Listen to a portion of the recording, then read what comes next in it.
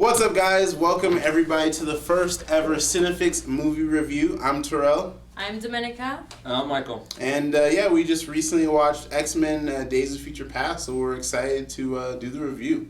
Directed by Bryan, the original director from X1 and X2. Very exciting. Definitely. Guys, but wait, I didn't watch the movie.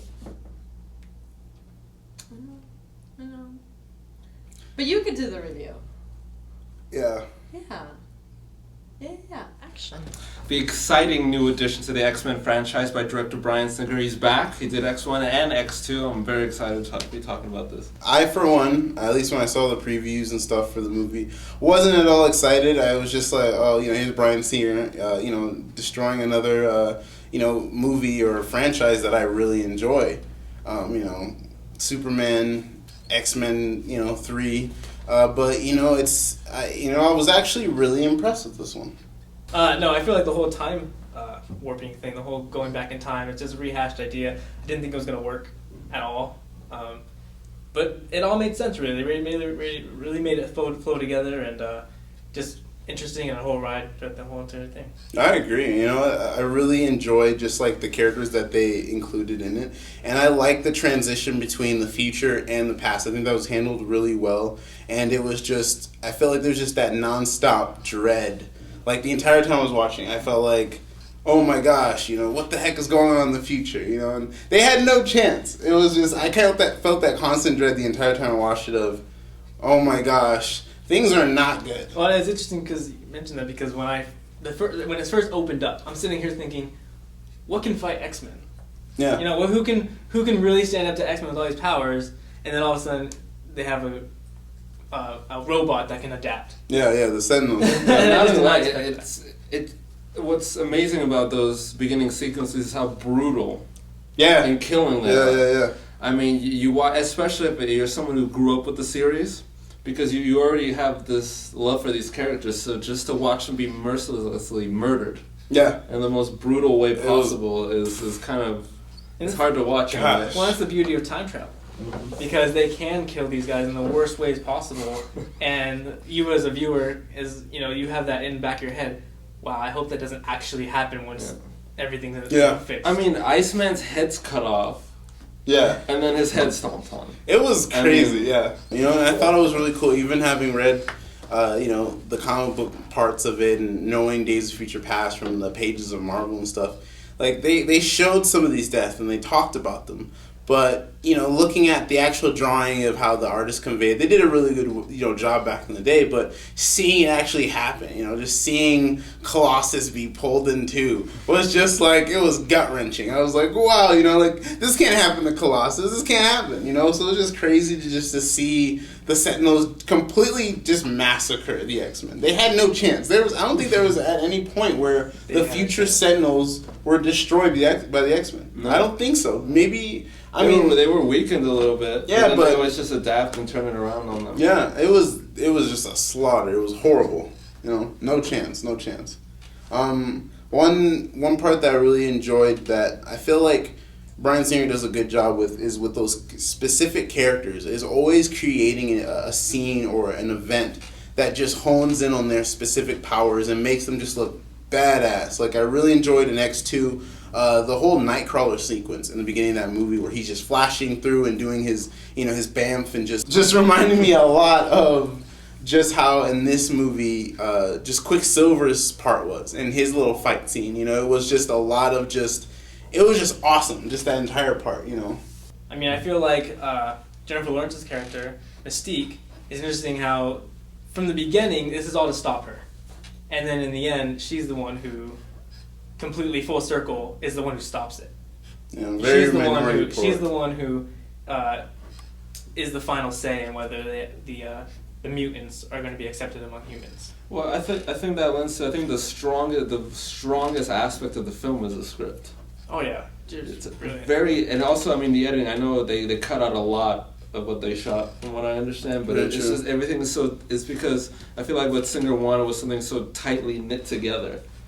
Because everything flows with one another, and I think that has a lot to do with the writing. And hopefully how we'll that see turns. that. Yeah. Hopefully we'll see that in like a director's edition of the DVD or the Blu-ray that includes, that bonus 80 minutes. For example, I know they cut out Rogue, but if you think about it, the Rogue storyline had to be a side storyline. It did, yeah. Because I can't think of, in the main storyline, what she would have added to that plot. So it must have been a side story that they thought would have added when they were filming. But when, Bryan Singer and the editor came down to it, they realized how very little it impacted. It was. So they cut it out, which is part about being a smart filmmaker. And it was just great to see a lot of the things pay off for different characters. I mean, I know there's a lot of talk about, there were loose ends here and loose ends there, but I mean, I definitely enjoyed the movie. I think that when it comes down to creating a story, a lot of people don't consider how difficult it is to not only to write for such a beloved franchise and a bunch of characters, but then to also create a tight-knit story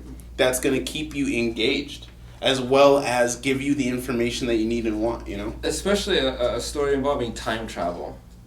Because if you really sit down and think of every great film involving time travel, you're going to find those loopholes. There's always one or two, especially with time travel. But what's important is, as you watch the movie, if you're thinking about them. Because if you're watching a bad movie, you're taken out of the experience. So of course, you're going to think of these things immediately. But if you're watching a good film, you're so immersed in it, you're not thinking about that little extra. Which I think that's what the strength of the film. What I mean the entire time, the whole time I kept thinking about is why Magneto needs to screw everything up all the time. He ruins everything, man. He's the Dennis the Menace. I don't know why. He's just like he's like, I'm securing our future, and shoots her in the leg. I'm like, what? Why? I like that a lot because it just I liked how unexpected the script is. Yeah. That's I think that entire scene when he turns. Which I think, for one, is very true to his character as well. Because he is different than the Magneto we're seeing in the future. Just like Charles. I mean, Charles is 360 different than the Charles in the future. So I think it's very true to his character what he did. And it really upped the intensity, and it just gave an unexpected twist to the plot line. And it really gives a good contrast to the two different sides. Newton's Law, guys. And how they, both of them look at saving the human world in two different ways. Exactly. Yeah, saving themselves and the humans and everything. I also like Hugh Jackman a lot in the movie. I feel like what else does he do?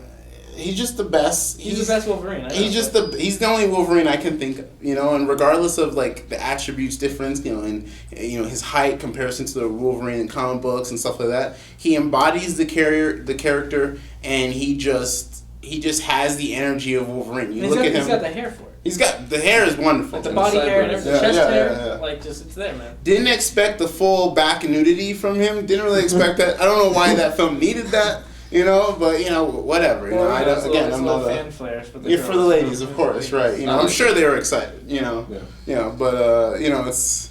I thought that was kind of cool because it makes you think, what the heck was Wolverine doing during all this time? And then I even love the little nod to Quicksilver and his father. Because at first, when they first introduced him, I was just thinking, this is weird. Is Quicksilver, he's kind of older, but he's, why is he not in anything connected with, Magneto? And then, he kind of gave that away that, Magneto could be his father a little bit later. So I thought that was really interesting. And just the fact that he's the one that primarily breaks him out. Oh, yeah. For the most part, he's there with Magneto throughout that whole... Oh, and the special effects during his parts. Just amazing. Yeah, that's what I'm saying.